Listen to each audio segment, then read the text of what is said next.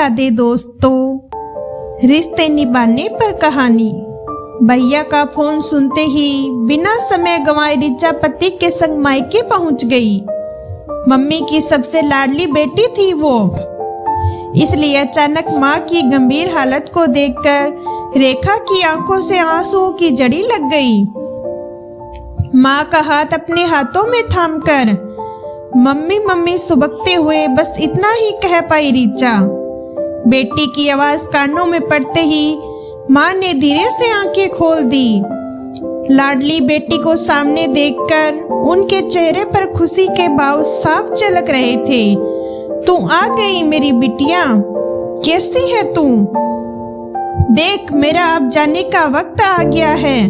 बस तुझसे एक ही बात कहनी थी बेटा, पहले आप ठीक हो जाओ मम्मी, बात बाद में कह लेना।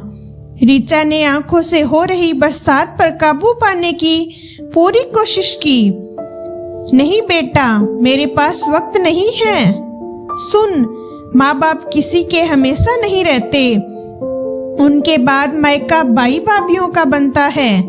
माँ की आवाज कांप रही थी। रिचा माँ की स्थिति को देखकर अपना धैर्य खो रही थी और बार बार एक ही बात कह रही थी, ऐसा मत कहो मम्मा, सब ठीक हो जाएगा। माँ ने अपनी सारी सांसों को बटोरकर फिर बोलने की हिम्मत जुटाई। मैं तुझे एक ही सीख देकर जा रही हूँ बेटा, मेरे बाद भी रिश्तों की खुशबू यूं ही बनाए रखना।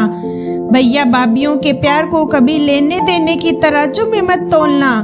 मान का तो पान ही बहुत होता है। माँ ने जैसे तैसे मन की बात बेटी के सामने रख दी। शरीर में इतना बोलने की ताकत न थी, सो उनकी सांसें उखड़ने लगी। हाँ माँ, आप निश्चिंत रहो, हमेशा ऐसे ही होगा। अब आप शांत हो जाओ। देखो, आपसे बोला भी नहीं जा रहा है। रेखा ने माँ को भरोसा दिलाया और टेबल पर रखे जग से पानी लेकर माँ को पिलाने के लिए जैसे ही पलटी, तब तक माँ की आंखें बंद हो चुकी थी। उनके चेहरे पर असीम शांति थी, मानो उनके मन का बोझ हल्का हो गया हो। धन्यवाद।